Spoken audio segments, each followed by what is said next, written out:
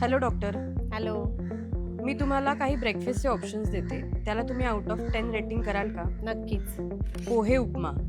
पोहे आणि उपमा आपल्या इथे ज्या पद्धतीने बनवला जातो त्यामुळे त्याचा ग्लायसेमिक इंडेक्स खूप जास्त हाय होतो, पण तोच जर आपण व्हेजिटेबल्स टाकून बनवला तर कदाचित तो आपण कमी करू शकतो. रेटिंग द्यायचं झाल्यास तर मी त्याला 5 हे रेटिंग देईन आणि जर व्हेजिटेबल्स आणि हे सगळं मिक्स करून तुम्ही खात असाल तर 8. कॉर्नफ्लेक्स आणि ओट्स.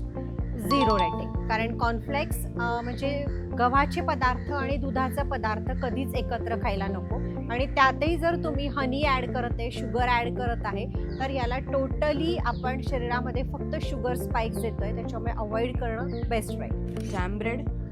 जॅम ब्रेड अगेन खूप जास्त कार्बोहायड्रेट्स आणि जॅममध्ये असणारे प्रिझर्वेटिव्स ह्या दोन्ही गोष्टी आपल्या लहान मुलांच्या हेल्थसाठी खूपच घातक आहेत, त्याच्यामुळे याचं रेटिंग देखील 5च. इडली समहाऊ गुड आहे कारण याच्यामध्ये डाळ आणि राईस या दोन्ही याचं खूप छान कॉम्बिनेशन केला गेलेलं आहे. जर तुम्हाला ॲसिडिटीचा त्रास नसेल तर तुम्ही घेऊ शकता. रेटिंग म्हणाल तर 7. मूग दाल चिला. याला मी नंबर 1 असं देईल कारण हा हाय प्रोटीन युक्त ब्रेकफास्ट आहे. याचेच अनेक पदार्थ तुम्ही बनवून खाऊ शकता. मूग दाल नाचणीची इडली आहे, मूग दाल चिला आहे, मूगची उसळ आहे. यासाठी आपण नंबर 1 देऊ की जो तुमचा स्टार्ट हाय प्रोटीन युक्त असेल. Okay, thank you. थँक्यू.